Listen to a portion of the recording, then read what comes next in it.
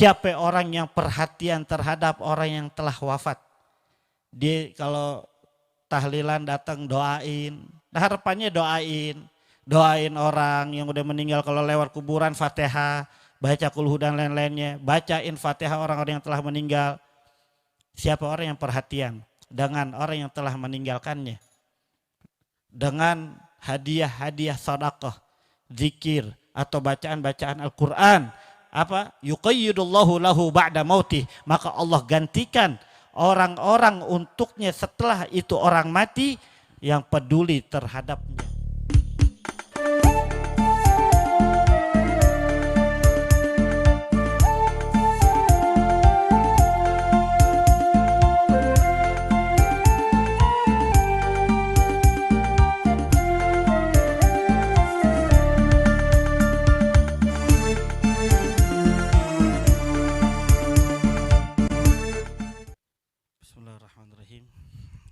Assalamualaikum warahmatullahi wabarakatuh.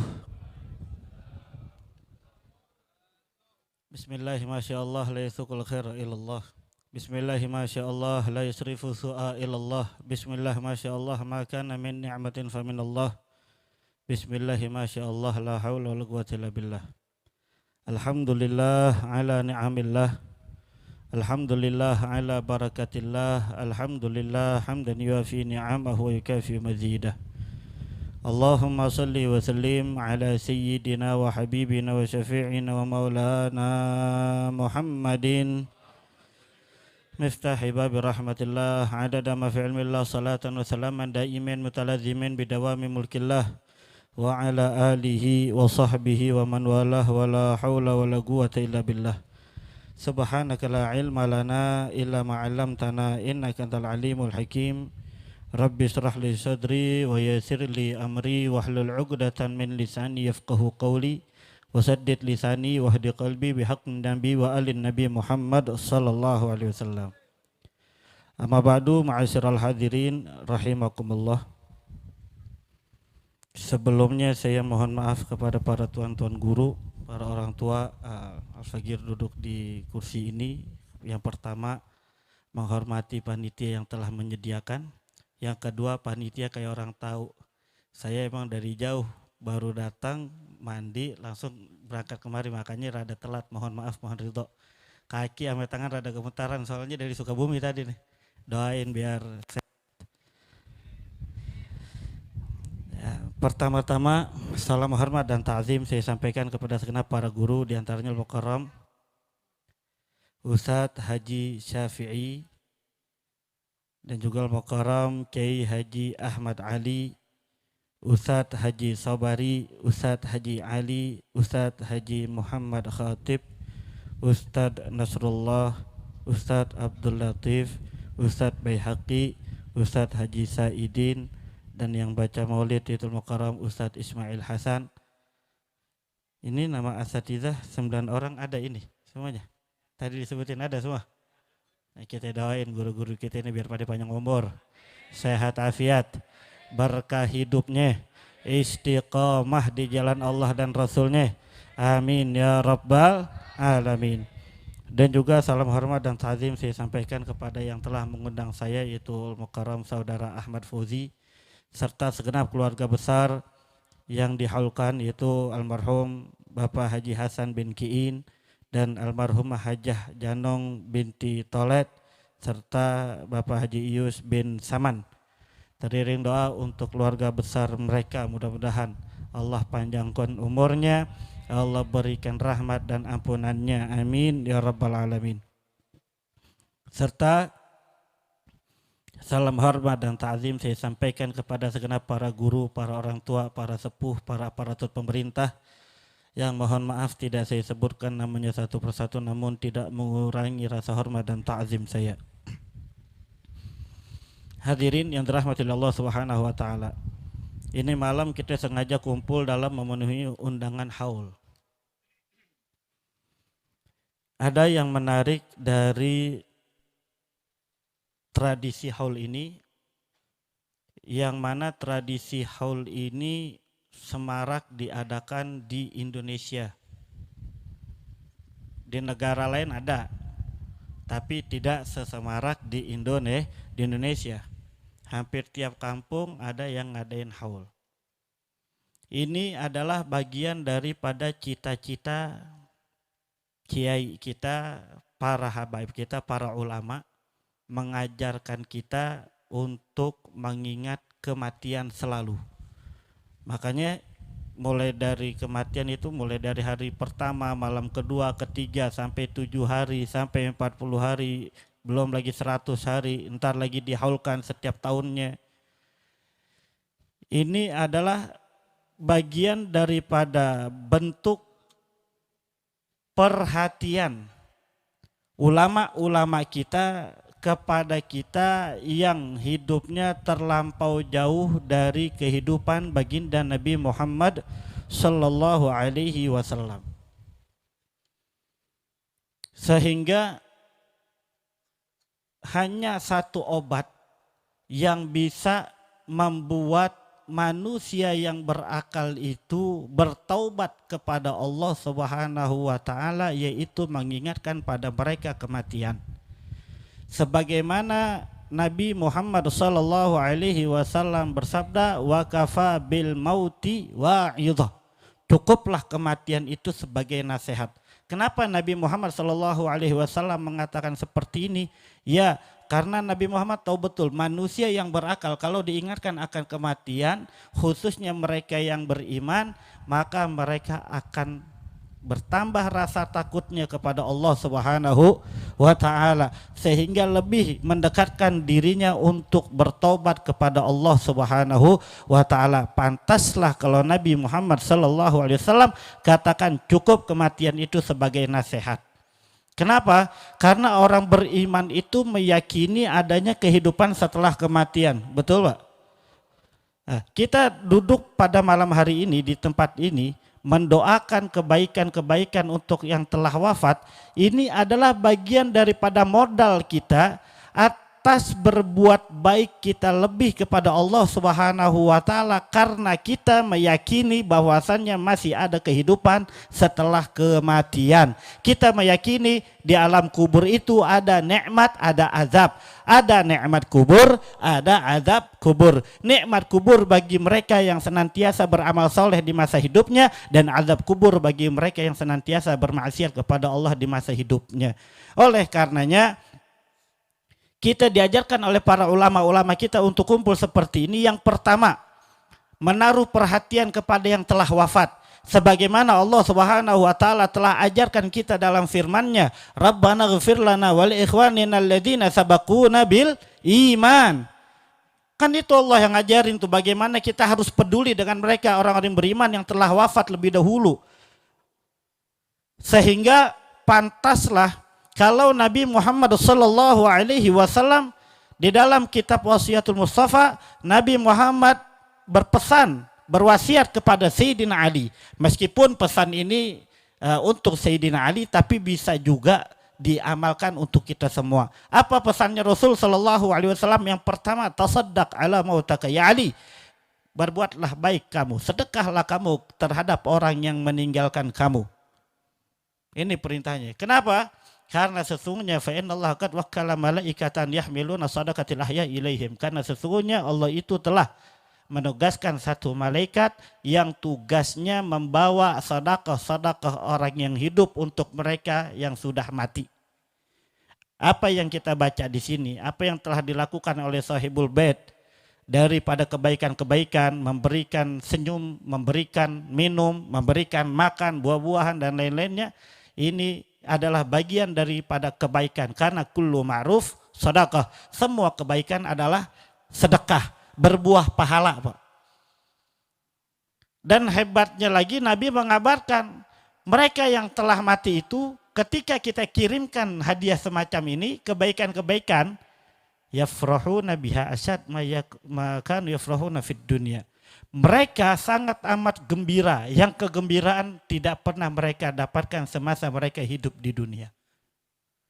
Kita bahagia, oh dia lebih bahagia, Pak. Ahli kubur lebih bahagia. Sampai saking bahagianya Nabi mengabarkan, itu orang-orang di dalam kubur Begitu amat bahagianya sampai ngomong Allahumma ghfir liman nawwara qabrana wa basyirhu bil jannah kama basyarana biha. Ya Allah, ampunilah orang yang telah menerangi kuburan kami dengan sedekahnya itu. Artinya apa Pak? Di sini kita tahu pertama si mayit ini akan mendoakan ampunan juga untuk kita di sisi Allah Subhanahu wa taala. Kita di atas sini mendoakan mereka agar Allah ampuni dosa mereka, agar Allah hapus keburukan, kekurangan mereka, Allah tambahkan kebaikan dan lain-lainnya, Allah jadikan kuburnya raudhah min riyadil jannah, dan mereka di dalam kubur juga mendoakan kepada kita di sisi Allah agar kita diampuni dosanya oleh Allah. Amin. Dan yang kedua, ternyata yang apa kita berikan kepada mereka itu berbuah cahaya. Sehingga tidak merasa kesepian, berbuah kebaikan. Sebagaimana dia berkata, Allahumma ghfir liman nawwara qabrana. Ya Allah, ampunilah orang yang telah menerangi kuburan kami dengan sedekahnya itu. Artinya apa? Ini menjadi cahaya di dalam kubur. Dan kedua, wa basyirhu bil jannah kama basyarana biha. Ya Allah, berikan kabar gembira dia tentang surga sebelum ia meninggal, sebagaimana ia telah menggembirakan kami dengan sedekah-sedekahnya itu. Girang Pak, orang yang udah mati dibuat begini. Artinya ulama kita mengajak kita seperti ini biar kita tahu diri selaku orang yang hidup, biar ada rasa perhatian sama yang udah meninggal. Karena laulal ahya la halakatil amwat. Kalau bukan karena orang yang hidup, mereka itu binasa, orang-orang yang meninggal. Kenapa binasa? Karena Nabi SAW dalam hadis yang lain mengatakan mayit itu di dalam kubur seperti orang yang tenggelam Pak. Orang tenggelam butuh pertolongan. Nah, cuman perbedaannya kalau udah mati pertolongannya cuma doa. Kirimkan permintaan ampun, kirimkan doa-doa baik, kirimkan sedekah-sedekah yang baik untuk mereka, itu yang mereka butuhkan. Dan kedua, daripada cita-cita para ulama juga mengingatkan kita kalau kita nanti juga akan mati. Apa iya nanti ada yang mendoakan kita seperti kita mendoakan mereka? Seperti ini kita punya keturunan peduli seperti ini, mudah-mudahan sih peduli, tapi jangan khawatir. Al-Habib Ahmad bin Smith, beliau seorang da'iyan ilallah, ulama besar dari Tarim yang banyak mengislamkan orang-orang Afrika. Beliau berkata, beliau terkenal karamahnya banyak, wali min auliyaillah. Beliau berkata, man i'tana bi amwatihi bi ihda'is sadaqah wa zikir wal qira'ah yuqayyidullahu lahu ba'da mautihi man ya'tani bihi. Siapa orang yang perhatian terhadap orang yang telah wafat, dia kalau tahlilan datang doain, harapannya doain orang yang udah meninggal, kalau lewat kuburan Fatihah, baca kulhu dan lain-lainnya, bacain Fatihah orang-orang yang telah meninggal. Siapa orang yang perhatian dengan orang yang telah meninggalkannya, dengan hadiah-hadiah sedekah, zikir atau bacaan-bacaan Al-Qur'an, apa? Yuqayyidullahu lahu ba'da mautih, maka Allah gantikan orang-orang untuknya setelah itu orang mati yang peduli terhadapnya. Artinya apa? Kalau sekarang kita di masa hidup suka mendoakan orang yang telah mati, nanti kita juga kalau udah mati banyak yang doain kita Pak. Amin ya rabbal alamin. Dan lebih dari itu adalah harapan daripada ulama kita juga biar kita ini bertambah sifat takut kita kepada Allah Subhanahu wa taala, bertambah sifat raja kita kepada Allah Subhanahu wa taala, harapan yang besar kepada Allah Subhanahu wa taala, karena kita berada di zaman yang kata sahabat Abdullah bin Mas'ud radhiyallahu anhu di dalam tafsir At-Tabari, beliau berkata, antum fi zamanin yaqudul haqqa al-hawa wa sayati 'alan nasi zamanun yaqudul hawal haqqa wa na'udzu billahi min dzalikaz zaman.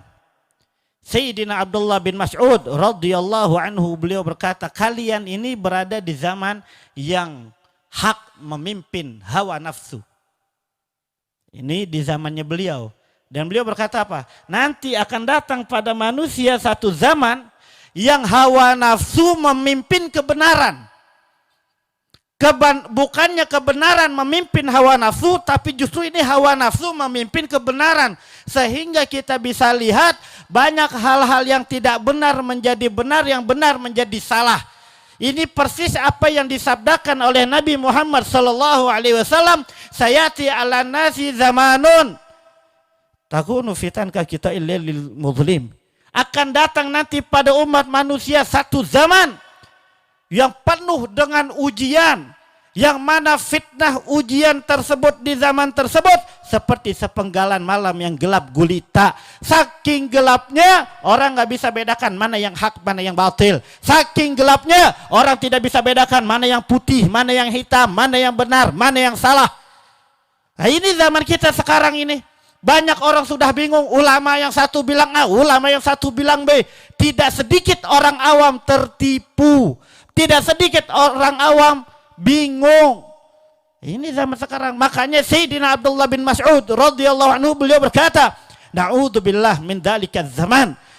Kami berlindung kepada Allah daripada zaman tersebut. Beliau tidak mendapati masa tersebut, tapi kita sekarang sudah merasakan di mana hawa nafsu memimpin kebenaran, bukan kebenaran yang memimpin hawa nafsu. Kan yang benar hawa nafsu kudu ngikutin yang benar, betul Pak? Bukan kita ngikutin hawa nafsu. Karena sifat kita adalah mukallaf, terbebani oleh beban syariat, kewajiban-kewajiban yang harus kita ikuti kebenaran tersebut. Bukan justru syariat harus ngikutin kita, bukan, tapi kita yang harus mengikuti syariat. Kenapa? Karena kita mukallaf. Kenapa kita mukallaf? Karena kita manusia. Yang Allah Ta'ala katakan, wa ma khalaqtul jinna wal insa illa liya'budun. Tidak aku ciptakan jin dan manusia kecuali untuk beribadah. Tapi yang kalau mau ngikutin hawa nafsu aja, syariat ditinggalin, kewajiban ditinggalin, kehidupannya sama kayak binatang. Kan binatang begitu, makan, minum, tidur, kawin, makan, minum, tidur, kawin. Nah, kalau kita enggak begitu Pak, kita diberikan beban kewajiban oleh Allah Subhanahu Wa Taala, diantaranya sholat 5 waktu, belum kewajiban-kewajiban yang lainnya. Nah, oleh karena itu kenapa para ulama kita mengajak kita kumpul tahlilan, haul semacam ini, tidak lain bukan agar kita bertambah sifat khauf dan roja kita, sifat takut kita kepada Allah Subhanahu wa taala. Kenapa? Al-Imam Al-Ghazali dalam kitab Ihya Ulumuddin-nya di situ dikatakan dua sifat ini kajanahaini, sifat khauf yaitu takut kepada Allah, dan sifat roja berharap besar kepada Allah, kajanahaini seperti dua sayap. Yatiru bihimal abdu ila magami rabbih, yang mana hamba Allah akan terbang sampai kepada sisi Allah dengan kedua sayap tersebut, yaitu sayap rasa takut dan sayap pengharapan yang besar kepada Allah Subhanahu wa taala. Buktinya apa yang terjadi sekarang? Rasa takut sudah semakin sedikit. Padahal apa sih pentingnya kita takut kepada Allah? Kalau kita takut sama singa Pak, kita lari menjauh dari singa tersebut. Tapi kalau kita takut kepada Allah, kita lari mendekat kepada Allah. Rasa takut memiliki manfaat untuk kita takut berbuat maksiat, takut membuat Allah marah, takut membuat Allah tidak suka, takut membuat Allah murka, takut akan azab Allah. Itu penting dimiliki oleh setiap orang beriman. Makanya mustahil seseorang beriman bisa sampai magamnya di sisi Allah Subhanahu wa taala. Tapi salah satu daripada sayap untuk sampainya dia ke hadirat Allah rusak. Burung punya dua sayap. Karena dua sayap tersebut burung bisa terbang tinggi. Betul Pak? Nah, orang beriman pun seperti itu. Orang beriman punya dua sayap. Salah satu sayapnya rusak saja, maka dia tidak akan bisa sampai ke hadirat Allah Subhanahu wa taala. Oleh karenanya rasa takut itu perlu, ditambah lagi Allah Subhanahu wa taala berfirman, "Waliman khafa maqama rabbih jannatan." Siapa orang yang takut kepada Allah, kedudukan Tuhannya, maka dia mendapatkan dua surga. Nah, ini luar biasa. Mendapatkan dua surga. Imam Tirmidzi mengatakan dua surga di sini, yang pertama surga karena dia takut kepada Allah, yang kedua karena dia telah meninggalkan kesenangan-kesenangan hawa nafsunya. Muslim memang tidak boleh dibuang hawa nafsunya. Tidak boleh dimatikan hawa nafsunya, tapi hawa nafsu harus mengikuti kebenaran, bukan kebenaran yang mengikuti hawa nafsu. Itu yang pertama. Dan ditambah lagi dalam ayat yang lain, wa amma man khafa maqama rabbih wa nahan nafsa 'anil hawa fa innal jannata hiyal ma'wa. Dan siapa orang yang takut kepada Allah dan mencegah hawa nafsunya, maka tempat dia itu ada di surga. Oleh karenanya seseorang tidak akan bisa sempurna rasa takutnya kepada Allah dan harapan yang besar kepada Allah. Apa sih harapan? Harapan yang dimaksud di sini adalah berbanyak doa kepada Allah Subhanahu wa taala. Sebagaimana Nabi Muhammad sallallahu alaihi wasallam banyak doa kepada Allah, banyak zikir kepada Allah, sampai kalau mau lihat dalam kitab Al-Adhkar lil Imam An-Nawawi Ad-Dimashqi. Bagaimana Nabi Shallallahu Alaihi Wasallam banyak doa, banyak zikir, mulai dari bangun tidur sampai tidur lagi, doa full seharian kepada Allah Subhanahu Wa Taala. Maka pantas Nabi Muhammad Shallallahu Alaihi Wasallam memiliki magam yang sangat amat tinggi di sisi Allah Subhanahu Wa Taala, karena Nabi memiliki dua sifat tersebut. Dan kita juga dituntut untuk memiliki dua sifat tersebut: rasa takut kepada Allah dan berharap kepada Allah Subhanahu wa taala. Nabi Muhammad sallallahu alaihi wasallam bersabda, "Wallazi nafsu Muhammad biyadihi, law ra'aitum ma ra'aitu la dhahiktum qalilan wa la bakaitum katsira." Demi jiwa Muhammad di dalam genggamannya, Nabi Yuna Muhammad sallallahu alaihi wasallam bersumpah. Padahal Pak, Nabi Muhammad tanpa bersumpah saja kita wajib percaya. Karena Nabi Muhammad bukan pendusta. Nabi Muhammad kejujurannya terkenal oleh lawan maupun kawan. Sampai ada di dalam kitab Al-Wasailul Wusul ila Samailir Rasul. Di situ dikatakan Abu Jahal atau Abu Lahab, saya lupa, ditanya sama temannya. Wahai Abu Jahal, ini udah gak ada orang nih. Saya mau tanya sama kamu, tolong jawab yang jujur. Muhammad ini dia pendusta atau bukan? Abu Jahal benci banget sama Nabi Muhammad, tapi dia katakan apa? Wallahi, demi Allah, ma kadzdzaba Muhammadun qad. Nabi Muhammad enggak pernah berdusta. Itu Abu Jahal. Artinya apa? Kalau musuh saja bisa percaya dengan Nabi Muhammad sallallahu alaihi wasallam, hanya saja dia enggak mau ikuti Nabi Muhammad karena sombong. Sombonglah yang menutup iman. Itu bisa percaya dengan Nabi Muhammad SAW, apalagi kita selaku umat wajib percaya kepada Nabi Muhammad SAW.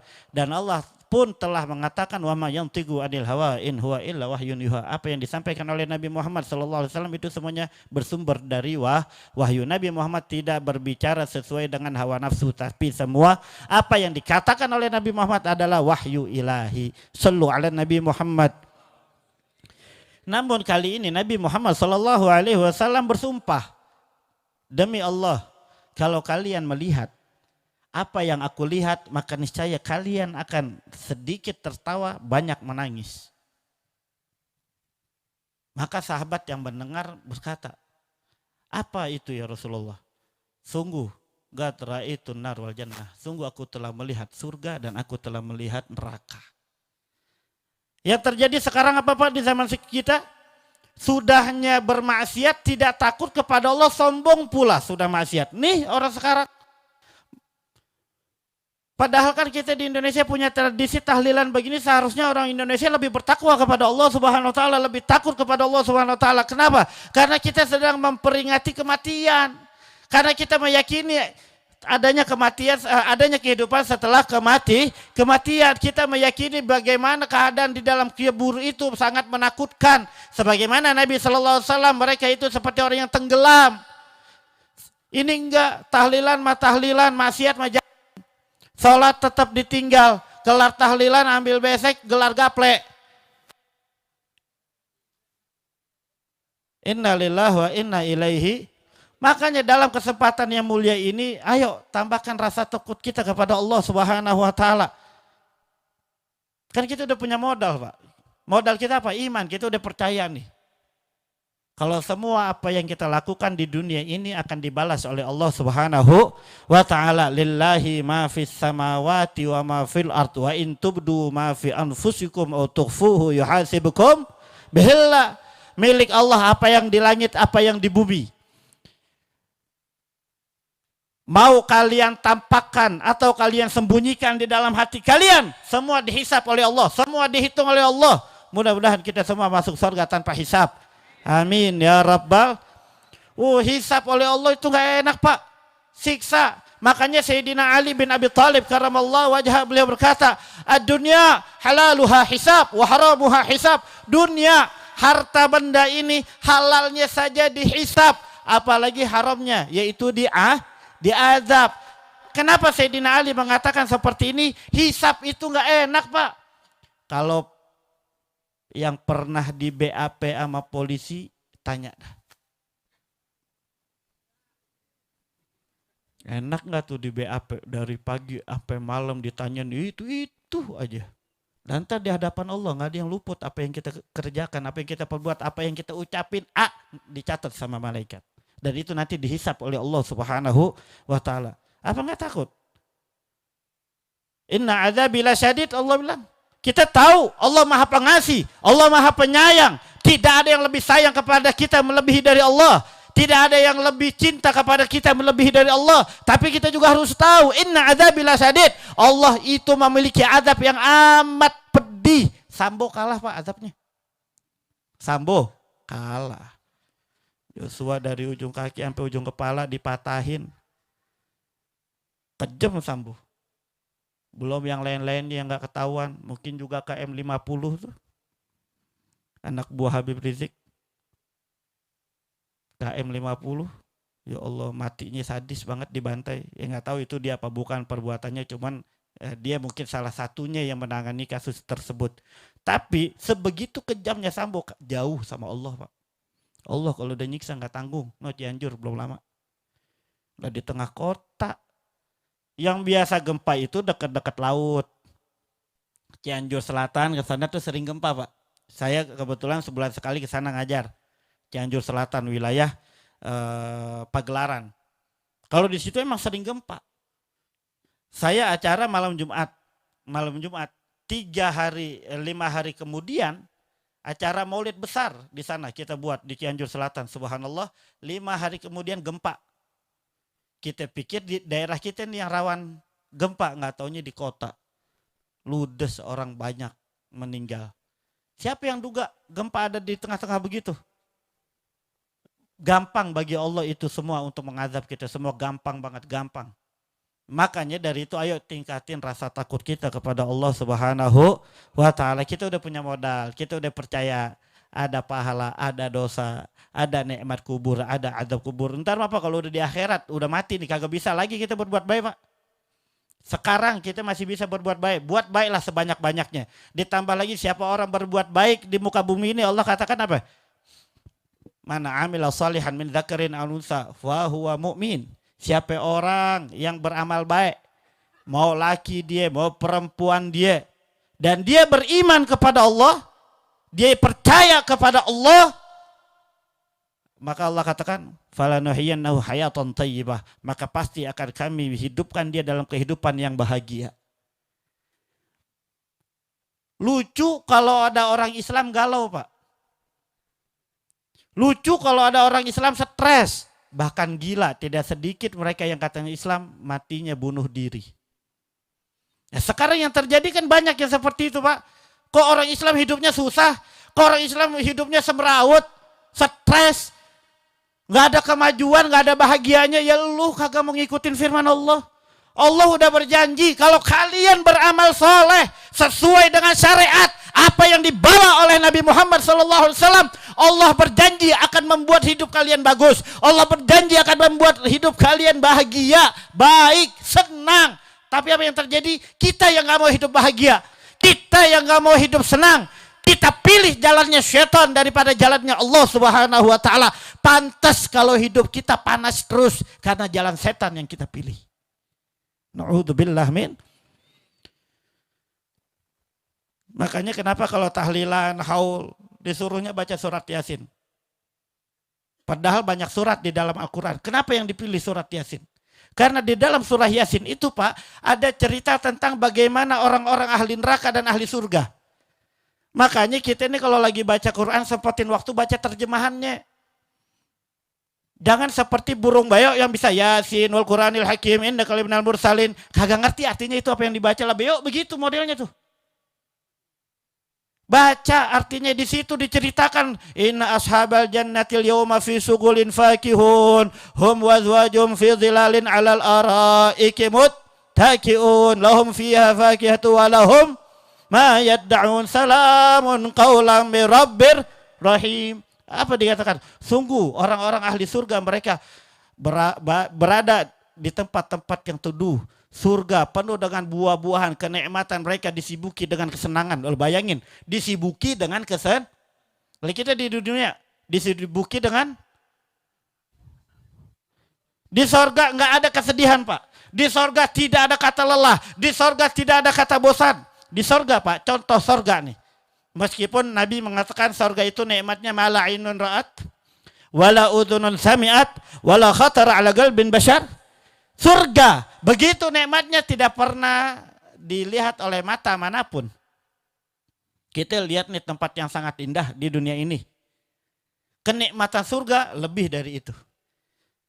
Tidak pernah didengar oleh telinga manapun saking nikmatnya surga. Bahkan terlintas dalam hati pun tidak. Sampai diriwayatkan kalau kita makan, misalnya jeruk di surga nih. Surga kita makan nih jeruk pertama, enak banget. Kita makan lagi yang kedua, itu lebih enak dari yang pertama Pak. Kita makan lagi jeruk yang sama, kita makan lagi dengan makanan yang ketiga, lebih enak dari yang kedua dan seterusnya seperti itu. Coba, mau begitu?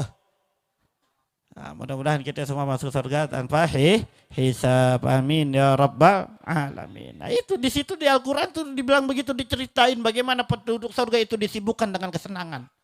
Bayangin disibukkan dengan kesenangan. Sampai puncak daripada kenikmatan penduduk surga, salamun qaulam mir rabbir rahim. Salam sejahtera yang diucapkan dari Allah yang Maha Penyayang. Allah kirim salam kepada seluruh penduduk surga. Sampai di dalam Bukhari dikatakan, nanti pada satu hari penduduk surga mendapat surat dari Allah Subhanahu wa taala min baqi ila baqi, tulisannya dari yang maha kekal untuk mereka yang kekal dengan kesenangan. Penduduk surga diundang oleh Allah. Semua penduduk surga diundang ke dalam satu tempat dan mereka semua dapat menatap Allah Subhanahu wa taala. Kata Nabi sallallahu alaihi wasallam, itu penduduk surga ketika memandang Allah Subhanahu wa taala, sebegitu nikmat kenikmatan surga kalah nikmatnya ketika memandang Allah Subhanahu wa taala. Ya Rabb, mudah-mudahan kita bisa memandang Allah semua. Orang yang di dalam kitab Bukhari, salah satu orang yang nggak bisa memandang Allah adalah mereka yang suka janji palsu.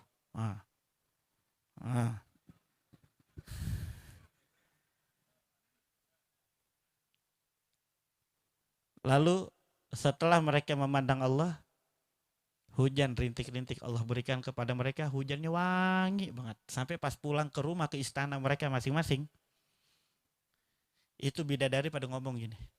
Bini-bininya di sorga nih, bininya pada di sorga ngomong, Bang, abang tadi berangkat wangi, pulang lebih wangi dari sebelumnya, pulang lebih tampan dari sebelumnya, pulang lebih ceria daripada sebelumnya. Shallu ala Nabi Muhammad. Lalu di surah Yasin dikatakan apa? Wamtazul yawma ayyuhal mujrimun alam ahad ilaikum ya bani adam alla ta'budu syaitan innahu lakum. Apa artinya?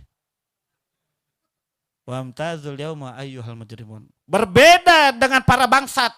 Oh, kalau arti kita begitu tuh. Mujrim tuh di bahasa Arab tuh bahasa kasarnya bangsat. Berbeda dengan mereka para bangsat. Ketika para ahli surga mereka sibuk dengan kesenangan, beda dengan para bangsat. Sampai saking kesalnya Allah menyebut mereka sebagai mujrim. Alam ahad ilaikum ya bani Adam alla ta'budu syaitan. Umat manusia, anak cucu Adam, bukankah telah kami janjikan kepada kalian untuk jangan kalian ikuti syaitan?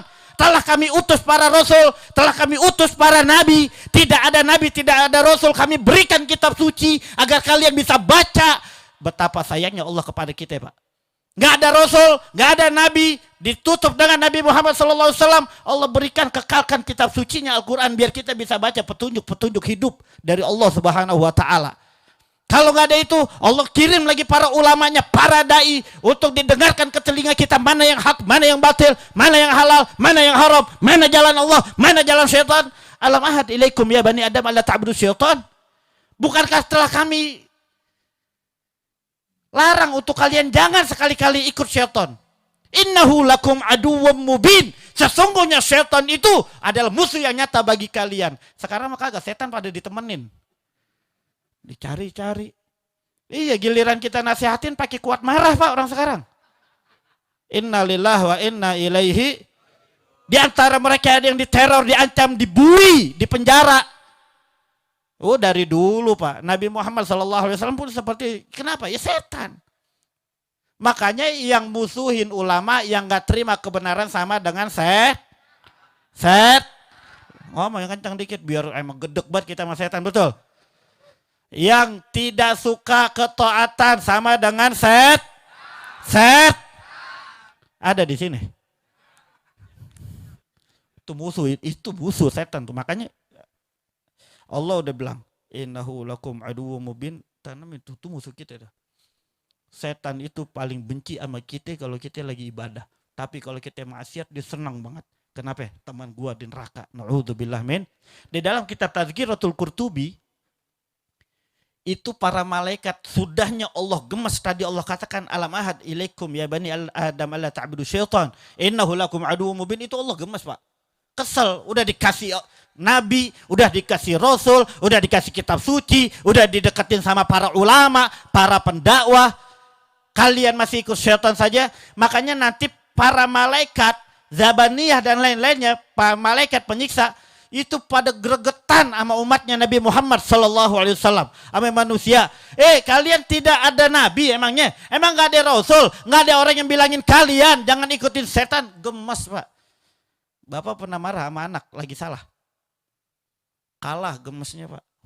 Malaikat lebih gemes ngelihat kalau kita ini maksiat kepada Allah. Ya Rabb, mudah-mudahan Allah berikan kita taufik hidayah sehingga kita bisa mengikuti Allah, menjadikan syaitan benar-benar musuh kita sehingga kita tidak mau mengikuti jalan syaitan. Amin ya rabbal alamin.